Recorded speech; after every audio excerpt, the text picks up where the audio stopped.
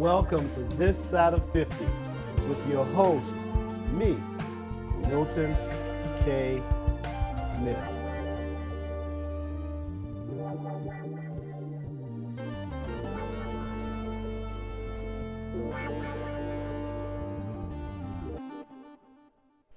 Well, good afternoon, good evening, good morning.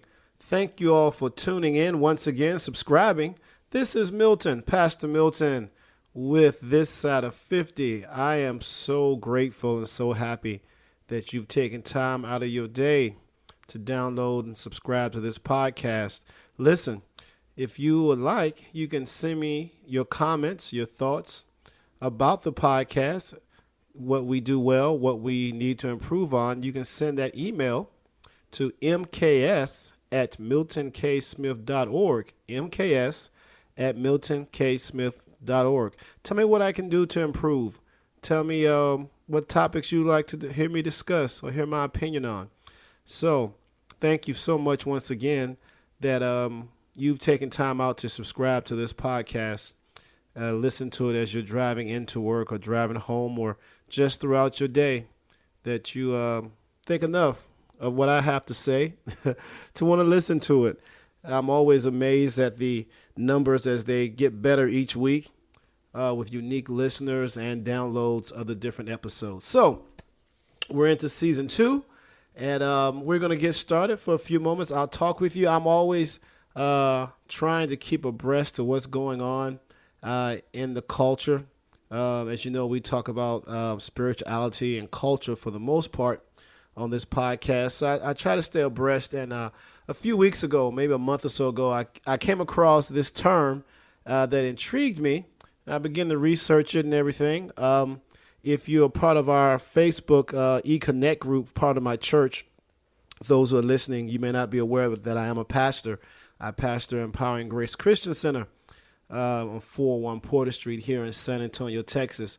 So we have a Facebook page there, E-Connect group, and every so often I'll discuss or mention topics that I think are trending just to get opinions from the culture, from the generation as to their take on it, their views, how they feel about it. So this term came up, polyamory or polyamorous. Some of you are probably familiar with that. Some of you may not be. And I began to research it a little bit. I'm going to read here the definition from Wikipedia. You know, Wikipedia is always right.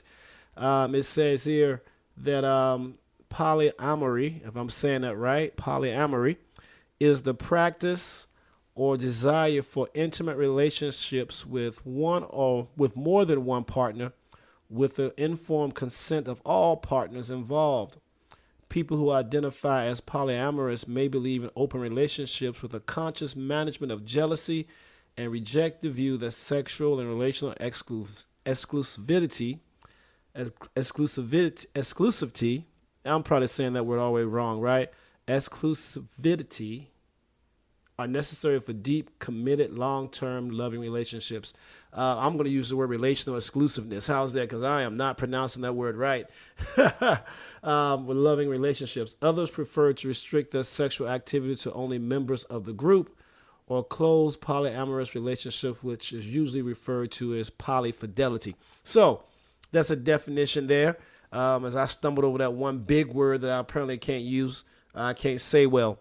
But anyway, came across that, was very taken back, or I could say just very shocked that there's even such a group or such a rise of such activity, I would say, in the world, in this country. And this is not in negativity. So when I say that, coming from my generation, being a child of the 70s and 80s, and of course with my Christian background, some things that I see happening now always challenge me as to how far we've come, be it good or bad. Everyone is entitled to their own opinion, to each his own, as we say. So I'm in no ways passing judgment, but I will say that I'm often shocked by certain things. So this is one of those things that shocked me.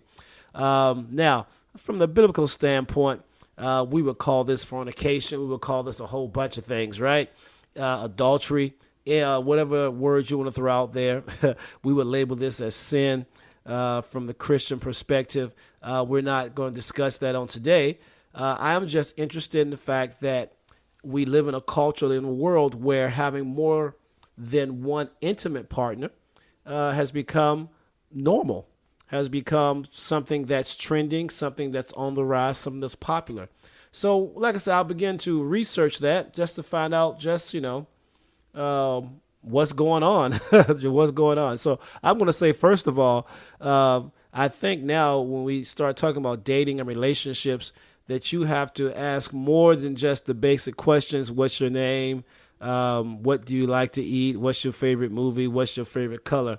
I think now we got to also ask, what's your relationship preference? Do you prefer a polyamorous relationship or open relationship? Or I think in my day we called them swingers. I think that's still a term that's out there. I think in reading and researching, I found out that there's apparently a difference between polyamorous and swingers. I found there's a difference in non-monogamous relationships. I'm learning these are all different terms, different categories. And you have to ask that question, hey, what's your definition of relationship? So that you will know from the start of the relationship what the expectations are and where things are going. So in researching this, and I have the screen pulled up in front of me here because I'm actually reading it again as I'm talking to you. It says here, and it seems like now about 1/5 as of 2019. Says over 1/5 of the United States population has at some point in their lives engaged in some sort of consensual non-monogamy. Right? So that's number one. So what? 3 years ago, and I'm probably certain that it's a lot more now. We have 1/5 of what people are saying, or in relationships where they have agreed or they're okay with their partner being intimate, both physically and emotionally, with someone else. That's interesting to me. And I'm wondering how, and I'm reading, of course I'm reading it that they say it works out well. I'm challenged as how can you be, I guess, as open, as intimate with more than one person or with a different person as you are with another person. I'm probably saying that wrong. When I look at relationships, especially when we talk about being intimate and being in a consensual relationship, that person becomes your confidant. That person is your right hand. That's your best friend. And you divulge information to them that you wouldn't normally say to other people. They know things about you. They know your deep, dark secrets, so to speak. They know your likes, your dislikes, your fears, all those kind of things. And usually you reserve that for just one person because if you're like me, you don't want too many people knowing the deep, dark crevices about you because that can be, to me, dangerous. People could use that against you emotionally, use that to manipulate you and control you. So you're very guarded when it comes to expressing those intimate things about yourself to even the person that you're in a long-term relationship with, consensual, monogamous relationship to. So that's the first thing that shocked me. Is like, wow, that they're able to be open and share those fears, share those vulnerabilities with more than one person, and it seems to be okay, right? So it says here, I'm reading, it says here, many things to differentiate polyamory from other types of non-monogamous relationships. It is common for swinging and open couples to maintain emotional monogamy while engaging in extra-diadic sexual relations. Similarly, the friend-partner boundary in monogamous relationships and other forms of non-monogamy is typically fairly clear.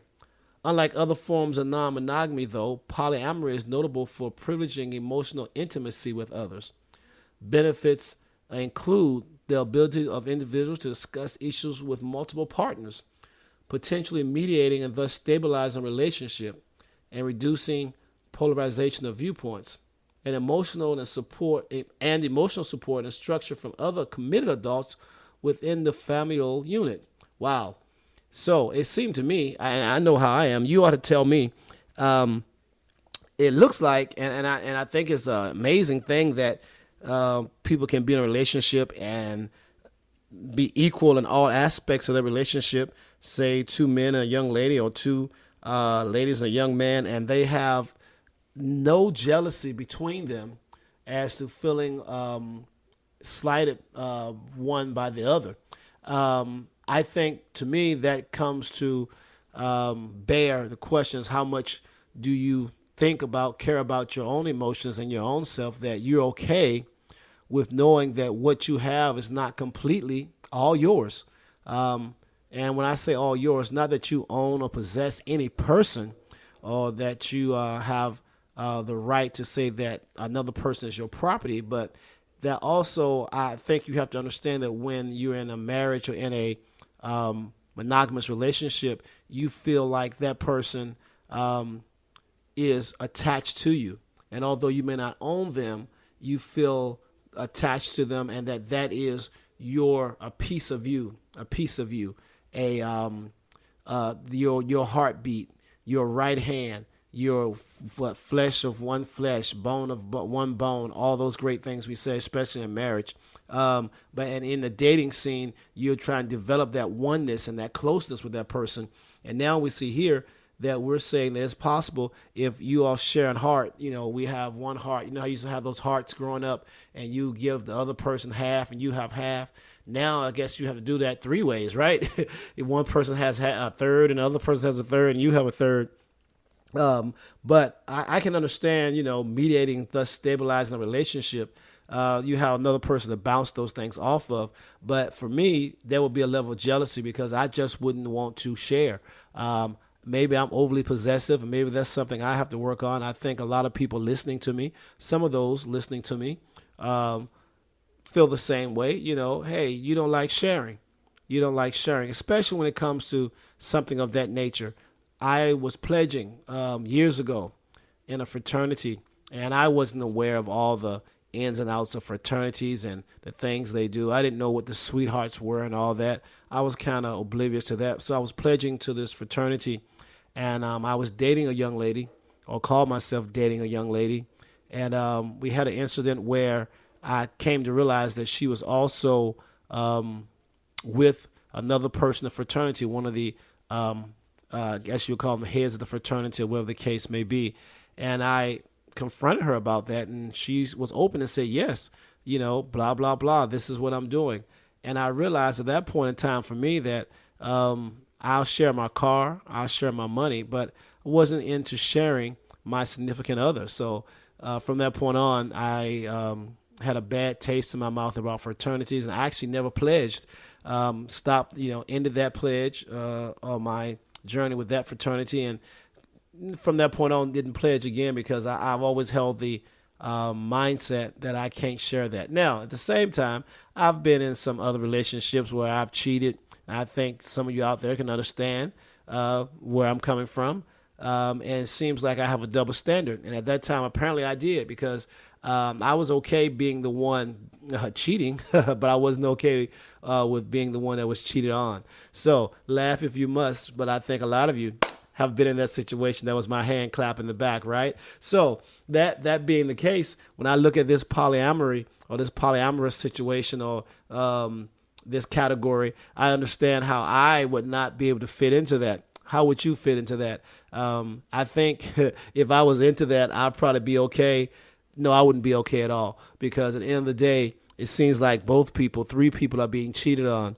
If I don't like what you're saying that day, I'll just go over to my other partner, see what they're saying. So I may spend more time with them than with you, because right now you're tripping. That would just boggle and baffle me, and I would say even anger me and disappoint me, and actually would lower my self-esteem, especially when it comes to the intimacy part. Yeah. What if one person was better than the other one? Then, I would have a lot of issues. But see here, reducing polarization of viewpoints and emotional support and structure from other committed adults. I can understand that. Other benefits include a wide range of adult experience, skills, resources, and perspectives, and support for companionate marriages, which can be satisfying even if no longer sexually vital, since romantic needs are met elsewhere. And I'm just reading from Wikipedia here, right? I've read it before. I just want to read it again while we're here. So that goes back to what I was saying, right? That would be a problem for me, realizing that if you weren't happy with my romance skills, that you can go somewhere else and be happy, and then we're going to come back and be friends. Nah, I don't think so. Not. That's what I would say. Got some Crystal Light. Felt something in my throat right there, even thinking about it. Got to get that out. Yeah, that'll be a knot. There'll be a knot. If you ever leave and go, and you tell me you're going over there because you feel more connected to them tonight, I probably would say stay over there, right? Stay over there. That's just me.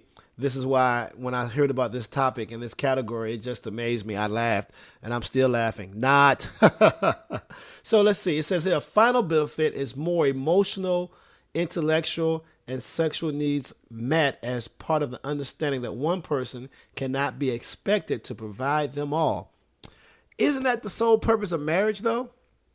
And the sole purpose of being in a monogamous relationship is finding someone that satisfies you, that has the complete package for you, knowing that we all are growing and we all evolve and we all develop as we get older, as we get more experience, wisdom, knowledge.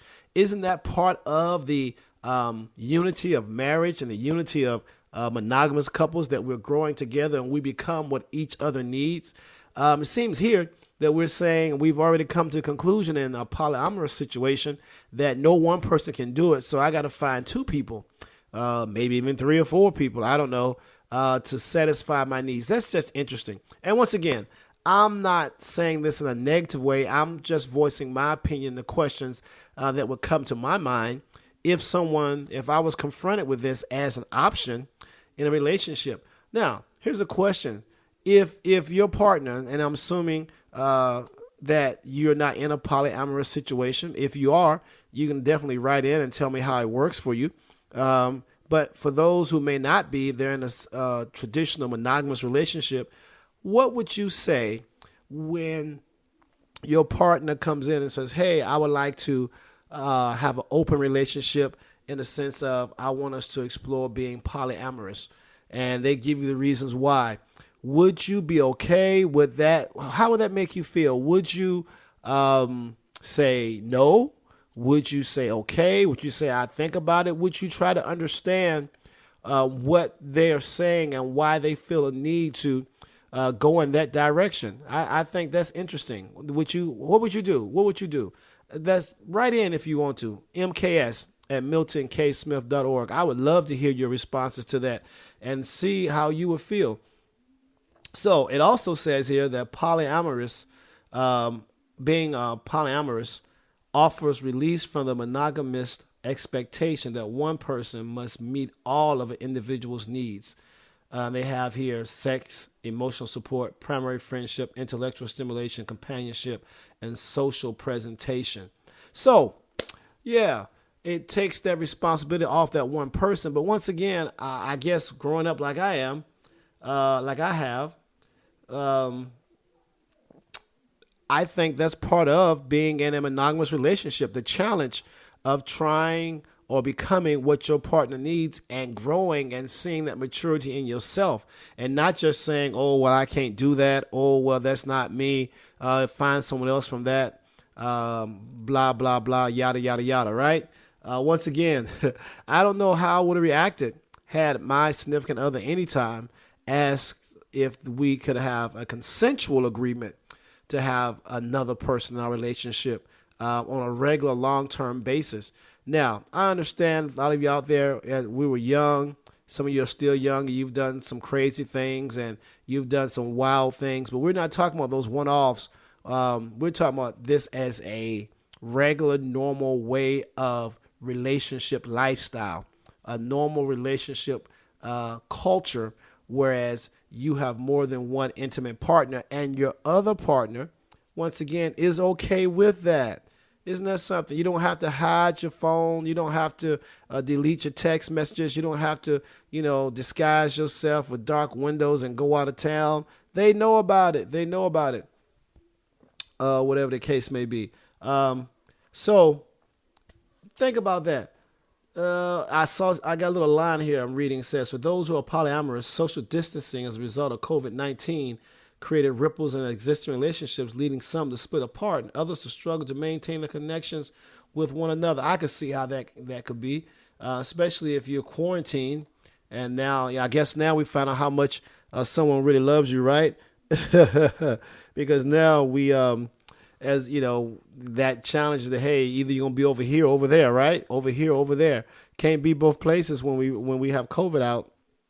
So that's something that I find interesting, that it caused a rip or a ripple in a relationship. And I think that's because there's no commitment. And when there's no commitment, no real commitment, then it's easy to walk away, because I don't know if you really can love someone fully knowing that they're saying they love you and someone else with the same degree.